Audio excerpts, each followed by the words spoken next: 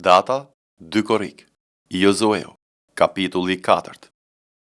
Kur tër populli mbaroi se ka përcyer Jordanin, Zoti I foli Jozueu duke I thënë: Merrni nga radhët e popullit 12 burra, një për çdo fis, dhe u jepni këtë urdhër duke thënë: Merrni 12 gur që këtej në mes të Jordanit, pikërisht në vendin ku u ndalen këmbët e priftërinjve.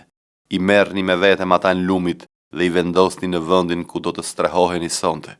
Atëherë Jozueu thirri 12 burrat që kishte zgjedhur ndër bijtë e Izraelit, një për çdo fis, dhe u tha atyre: Kaloni para arkës së Zotit Perëndis tuaj në mes të Jordanit, dhe secili prej jush të mbajë në kurriz një gur sipas numrit të fiseve të bijve të Izraelit, me qëllim që kjo të jetë një shenjë midis jush. Kur në të ardhmen bijtë tuaj do t'ju pyesin duke thënë: Ç'janë për ju këta gur?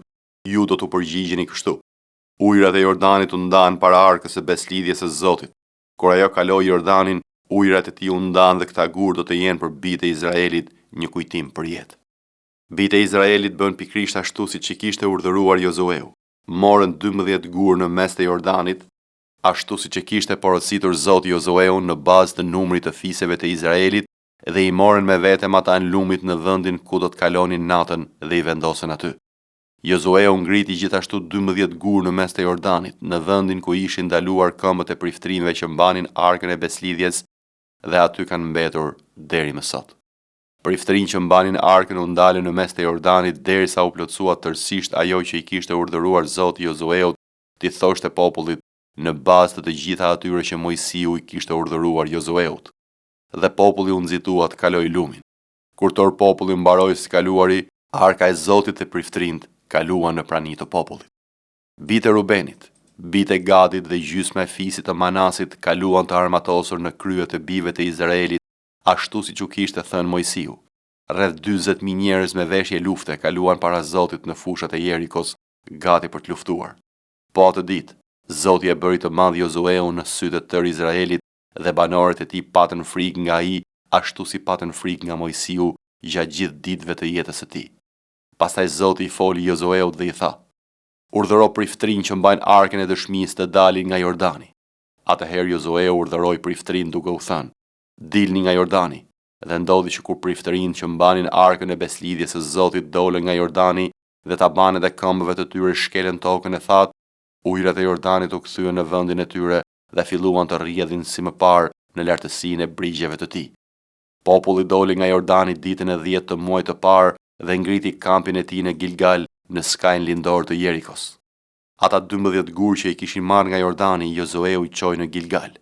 Pastaj u foli bijve të Izraelit dhe u tha atyre: Kur në të ardhmen bijtë tuaj do t'i pyesin etrit e tyre duke thënë: Ç'janë këta gur? Ju do t'ua bëni të ditur bijve tuaj duke thënë: Izraeli e kaloi këtë Jordan në të thatë, sepse Zoti, Perëndia juaj, I tha ujërat e Jordanit para jush derisa të kalonit, ashtu si Zoti Perëndia juaj veproi në detin e Kuq, të cilin e thau para nesh derisa të kalonim, me qëllim që tër popujt e tokës të pranojnë që Zoti ka dorë të fuqishme dhe që ju të keni gjithnjë frikë nga Zoti Perëndia juaj. Psalmi 129. Shumë më kanë shtypur që në rinin time, le ta thot Izraeli. Shumë më kanë shtypur qysh për i rinisë sime, por nuk kanë mundur të më mposhtin. Lëruesit kanë lëruar mbi kurrizin tim dhe kanë bërë aty brazda të gjata. Zoti është I drejtë. Ai I preu litarit të babesve. U turpërofshin të gjithë dhe kthefshin krahët ata që urrejnë Sionin. U bëfshin si bari I qative që thahet para se të rritet.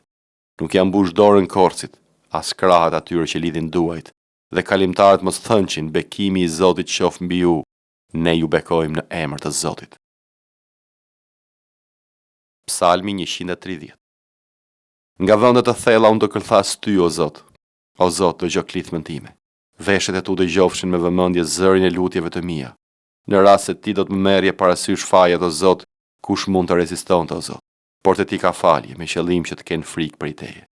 Unë pres Zotin, shpirti im e pret, unë kam shpresë në fjalën e tij. Shpirti im pret Zotin më tepër se rojet mëngjesin, po më tepër se rojet mëngjesin. O Izrael, mbaj shpresat e Zotit, sepse pranë tij ka mëshirë dhe shpengim të plot. Ai do ta shpengojë Izraelin nga të gjitha paullësitë e tij. Psalmi 131. O Zot, zemra ime Nuk është mendje madhe dhe sytë e mi nuk janë krenar, dhe unë nuk merre me gjëra tepër të mëdha dhe tepër të larta për mua. E kam qetësuar dhe e kam tulatur me të vërtet shpirtin tim si një fëmijë i zverdhur në gjirin e nënës së tij. Shpirti im brenda meje është si një foshnjë e zverdhur. O Izrael, shpreso tek Zoti, tani dhe përjet. Isaia, kapitulli 64. Oh, si kur t'i shqyeje qiejt dhe të zbrisje. Para teje do të tundeshin malet.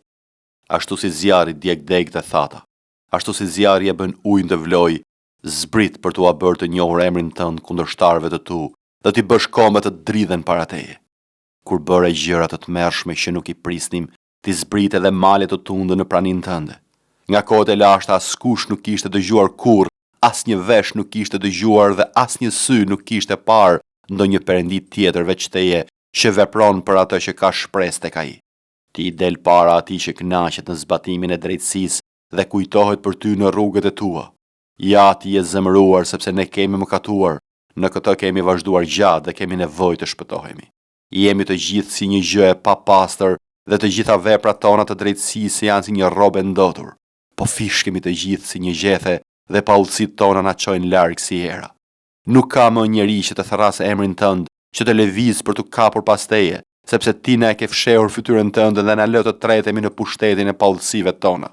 Megjithatë, o Zot, ti je ati ynë. Ne jemi argjila dhe ti je ai që na formon. Ne të gjithë jemi vepra e duarve të tua. Mos u zemëro tepër, o Zot, dhe mos e kujto paullësinë për jetë. Ja shiko, të lutemi. Ne të gjithë jemi populli yt. Qytetet e tua të shenjta janë bërë një shkretëtir. Sioni është bërë një shkretëtir, Jeruzalemi një shkretim, i shenjti dhe i madhërishmi tempulli ynë, ku etrit tanë të kremtuan, është bërë pre e zjarrit dhe të gjitha gjërat tona më të dashura janë shkatëruar. Para këtyre gjërave do ta përmbash veten tënde, o Zot, do të heshtësh dhe do të na pikëllosh ende më shumë. Mateu, kapitulli 12. Në atë kohë Jezusi po ecte një ditë shabati nëpër të mbjellat. Dhe dishepujt e vet të uritur filluan të këpusin kallinj dhe t'i hanë. Por farisejt kur pan këtë i thanë: Ja, dishepujt e tu po bëjnë atë që nuk është e lejueshme të bëhet në shabat. Por ai u tha atyre: A nuk keni lexuar çfarë bëri Davidi kur pati uri, ai dhe ata që i shenë me të? Si hyri në shtëpinë e Perëndisë dhe hëngri bukët e paraqitjes, të cilat nuk lejohej t'i hante as ai e as ata që ishin me të, por vetëm priftrind? Apo nuk keni lexuar në ligj që në tempull në shabat priftrind e shkelin shabatin dhe megjithatë janë të pafaj? Dhe po ju them se këtu është një më i madh se tempulli. Dhe po të dini se çfarë do të thotë unë dua mëshirë dhe jo flijime, nuk do të kishit dënuar të pafajshmit, sepse biri i njeriut është Zot edhe i shabatit. Dhe mbasi u largua që andej, erdhi në sinagogën e tyre dhe ja ishte një burr të cilit i qethar dora. Ata e pyetën Jezusin që ta padisnin: A është e lejueshme që dikush të shërojë në shabat? Dhe ai u tha atyre: Cili është ai njeri midis jush që kanë një dele të vetme, dhe nëse kjo bie në grop në shabat, nuk do ta kap e ta ngrej? E pra sa më i vlefshëm është njeriu se delja. Prandaj është e lejueshme të bësh mirë në shabat. Atëherë i tha njeriut: Shtrije dorën tënde. Dhe e shtriu dhe u bë shëndosh si tjetra. Por farisejt mbasi dolën jashtë, bën këshill kundër tij si ta vrasin. Por kur Jezusi e mori vesh, u largua prej andej dhe turma të mëdha e ndiqnin dhe i shëroi të gjithë, dhe i urdhëroi ata rreptësisht të mos e dëftejnë, që të përmbushej ç'ishte thënë nëpërmjet profetit Isaia që thotë: Ja shërbëtori im që e zgjodha, i dashur im që e pëlqen shpirti im, do ta vë frymën tim mbi të dhe ai do t'u shpall gjyshin kombeve. Nuk do të zihet dhe as nuk do të bërtas dhe as nuk do të dëgjoj dikush zërin e tij nëpër rrugë. Kallamin e përkulur nuk do ta thyej dhe kandilin që bën tym nuk do ta shuaj derisa ta çojë gjyshin në fitore. Dhe kombet do të shpresojnë në emrin e tij. Atëherë i sollën një të demonizuar, të verbër dhe me mec, dhe e shëroi, kështu që i verbri e me meci fliste dhe shikonte. Dhe mbar turmat habiteshin dhe thoshin: A mos është ky biri i Davidit?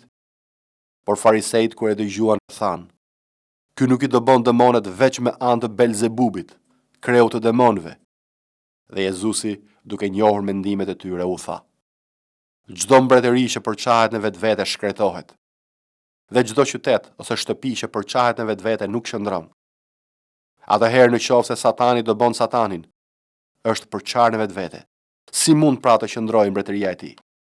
Dhe nëse unë i do bëj djajt me anë të Belzebubit, me anë të kujt i do bojnë bitë tuaj?